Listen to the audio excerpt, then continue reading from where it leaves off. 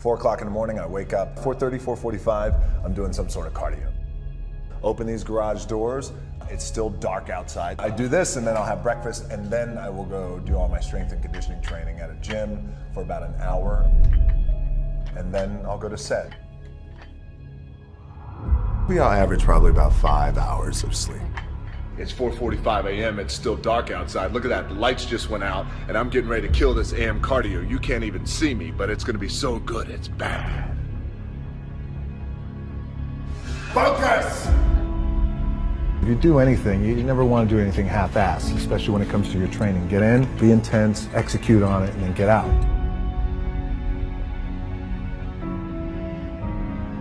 For a lot of guys out there, and I was certainly one of those guys, in my 20s, I thought I had all the answers, didn't know shit. By the way, in my 30s, I'm still trying to find myself, as a lot of guys are out there. Hopefully when you hit your 40s, you're hitting a nice stride.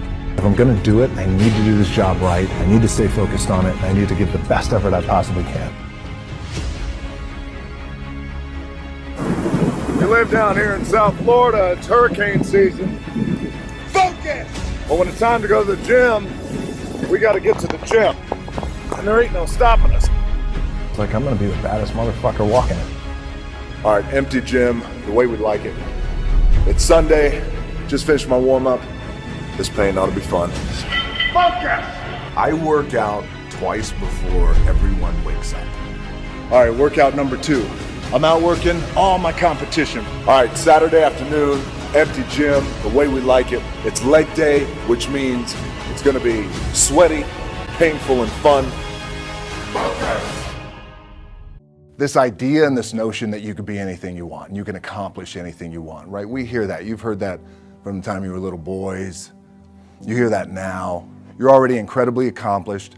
You can win an NBA championship, MVP of the league. You could become president.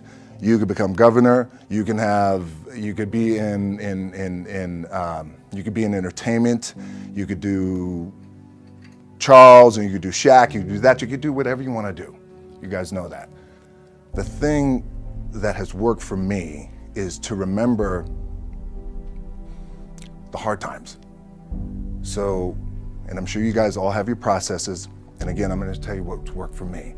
So before a big movie comes out, before back in the days when I was wrestling with WWE, a WrestleMania match, anything big that would happen, I would always take a moment and I'd just remind myself, all right, I was evicted when I was 14. We were kicked off the island. We couldn't live in Hawaii. Had no place to live. A lot of shit happened. Then when I moved to Nashville, I was arrested multiple times by the time I was 16 years old. I gotta remember that. If I were playing on this team, which my skills are, what's that term? Oh, the shits. So I would never play.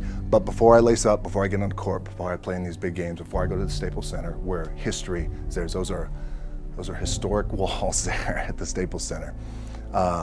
I would remember that, and it allows me then to be present in the moment and understand, holy shit, the stuff I have around me right now, this is the shit that I dreamed of when I was a kid. I am here. I played for University of Miami, played for great teams. Warren Sapp, Ray Lewis, they were my teammates. They were balling. Warren Sapp was playing tight end that time. I was starting defensive tackle.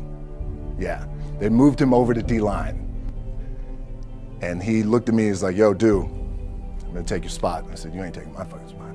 He said, I'm gonna take your spot. I said, no, you ain't. We battled, and he took my spot. Now, you can imagine how that fucked with me, because there goes my opportunity. He went in, switched to defensive tackle, lit the world on fire. Well, what that did, it crushed me, it crushed my dreams. I had a piss poor senior year, 0 production, no NFL, no combine invite, nothing. Finally went to the CFL. Calgary Stampeders, making $250 a week Canadian. Now, I had to send that shit home to my wife at that time. Had no money. So I remember that. When I got cut from Canada, I had $7 in my pocket. And I always tell that story. So now my production company is $7, advertising agency is $7, everything is $7. So I always remember that.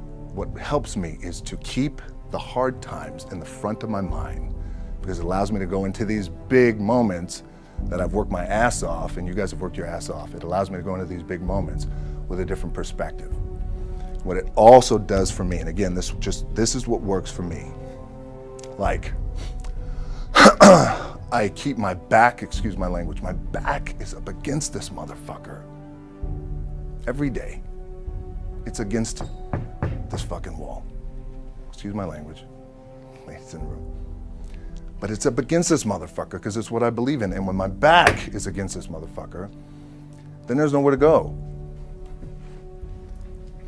But that way. That's it.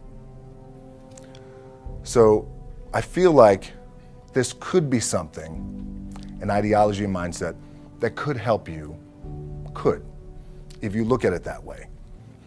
Because you made it already. We made it. We're successful boys, and we're lucky boys to be where we're at. Oh, you guys made it. Everybody's rich in the room. Nobody's gonna get evicted anymore. Anything you got, there's no more money problems, right? You got a lot of hands out now. Hey, can I get a little bit? Can I get a little bit? Right, that happens. But when you make it, for me, I need this. I need this. So every day, my back is up against this motherfucker, and this is how I operate. Now, doesn't mean you don't smile, doesn't mean you don't laugh and joke, right? You're happy, I'm a happy guy. But when it comes to business, and when it comes to executing, it's up against this. You gotta keep it in here. And it really has to, it should drive you.